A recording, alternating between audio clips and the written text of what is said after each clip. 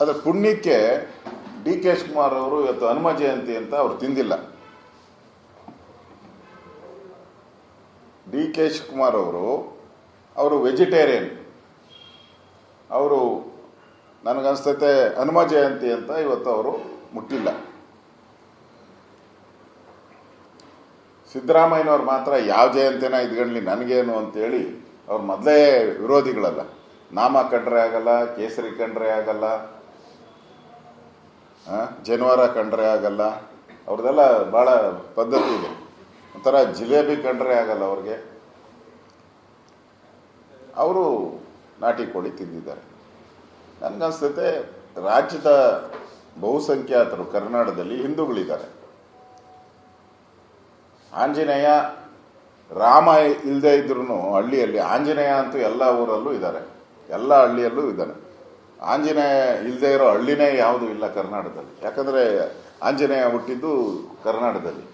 ಇಂಥ ಒಂದು ಭಾವನಾತ್ಮಕ ಸಂಬಂಧ ಇರುವಂಥ ಒಂದು ವಿಚಾರದಲ್ಲಿ ಈ ಥರ ಸಿದ್ದರಾಮಯ್ಯನವರು ಇದು 4 ಬಾರಿ ಆಗೋಗಿದೆ.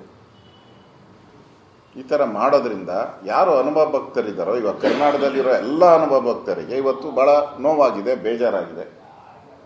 ನಾನು ಕೂಡ ಅದನ್ನು ವ್ಯಕ್ತ ಮಾಡ್ತಾ ಇದ್ದೀನಿ. ಇವತ್ತು ಕಾಂಗ್ರೆಸ್ ಒಂದು ರೀತಿ ಒಡೆದ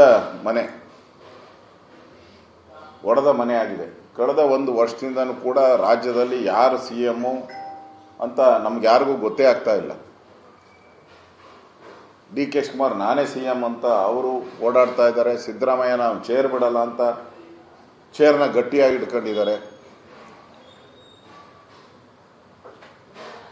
ಡಿ ಕೆ ಶಿವಕುಮಾರ್ ಅವರು ಒಂದು ಮಾತನ್ನ ವಿಧಾನಸಭಾ ಅಧಿವೇಶನದಲ್ಲಿ ಆನ್ ರೆಕಾರ್ಡ್ ಹೇಳಿದ್ರು, ನಾನು ಒದ್ದು ಕಿತ್ಕೊಂತೀನಿ, ನಾನು ಆ ಕ್ಯಾಟಗರಿ ಏನು ಅಂತ ಹೇಳಿದ್ರು.